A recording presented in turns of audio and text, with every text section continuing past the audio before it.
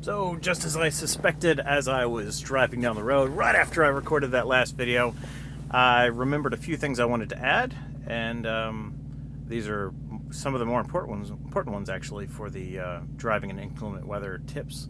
I want to cover when, where to stop, and lights.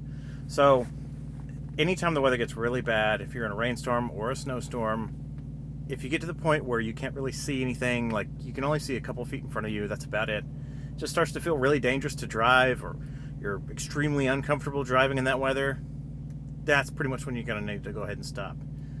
And the worst place you could possibly stop and pull over is the shoulder of the road, right next to the travel lanes.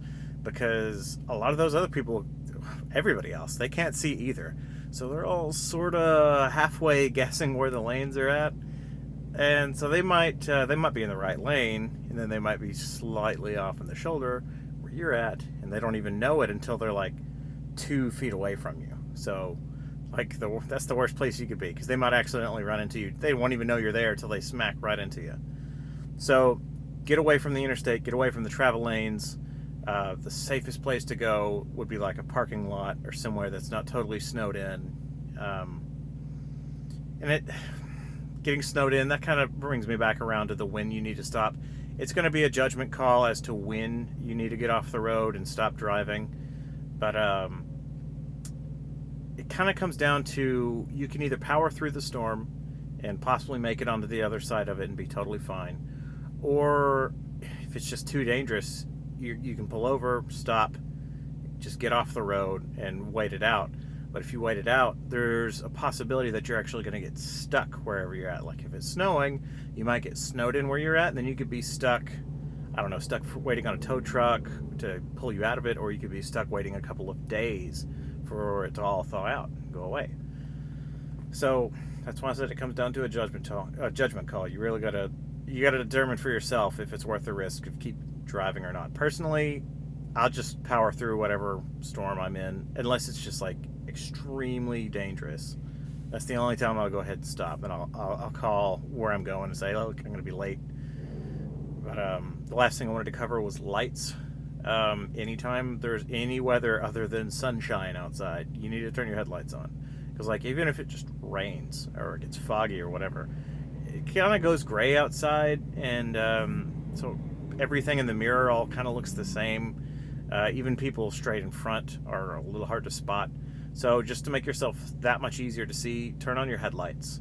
You don't want to be invisible in a mirror, trust me. Like if I'm about to change lanes or something and you're right there and I can't even see you, you're going to get squished. You don't want that. A lot of people in newer model cars also don't realize when their lights are on and when they're not, because a lot of cars have automatic driving lights. So your headlights might be on all the time, or they might automatically turn on for you or whatever. Or the other scenario is if the dash lights up 24/7, which is how I used to figure out if my lights were on or not in the truck I used to drive. Was if the dash lights were on. Back in the 90s, that used to be the easiest way to be able to tell whether your lights are on or not. A lot of times these days, your dash is going to be lit up even if your lights aren't. Look for the little green indicator light that most cars have to tell you whether your lights are on or not. Fiddle with the switch, memorize how it feels when it's actually in the on position, because your taillights matter too. And even if you've got those driving lights on the front of your car, your taillights aren't going to be on until you hit the brakes. You might be right in front of me and I might not be able to see you because your taillights aren't on. So especially if you drive a gray car, you know who you are. You are totally invisible in the rain, 100%. So turn on your lights. Also, your flashers, if you're going to drive under the speed limit pretty much at all, especially if you're like 10 miles, 15 miles an hour under the speed limit or more, turn on your flashers. I don't know why some people think that it's illegal to use your flashers.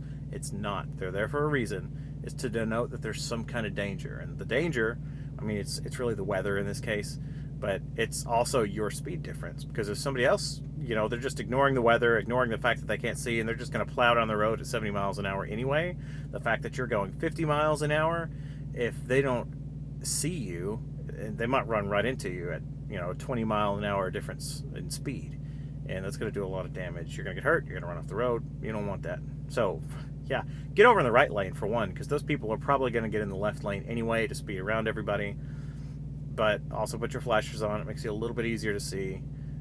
If you do have to park on the shoulder, like if you get a flat tire or you bust a radiator or something like that, of course, there are some cases where you're just going to have to be on the shoulder of the road at any given time. Definitely put your hazards on there, because it will make you just a little bit easier to see. You know, you want to be as visible as possible. Don't be one of those people that turns off your headlights and your taillights and everything when you're on the side of the road, because then you're invisible. You don't want to be there and be invisible.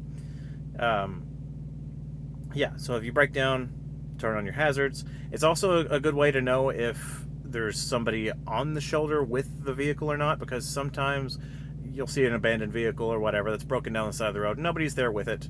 And, you know, like sometimes it's harder to get over and give that car space or whatever. So it's just better to know if there's actually somebody there to worry about getting over or not. Or if there's no lights on, it's a little bit easier to... I wouldn't go ahead and assume, but it's more likely that people are going to assume that the car is abandoned than not if the lights were on. So go ahead and turn your lights on. So it's pretty much the 3 really important things for driving in inclement weather that I wanted to cover that I forgot in the last video. If you want, subscribe for more. I talk about politics. I'm doing driving tips. And who knows what else at this point. So drop a like, and I'll see you later. Thanks.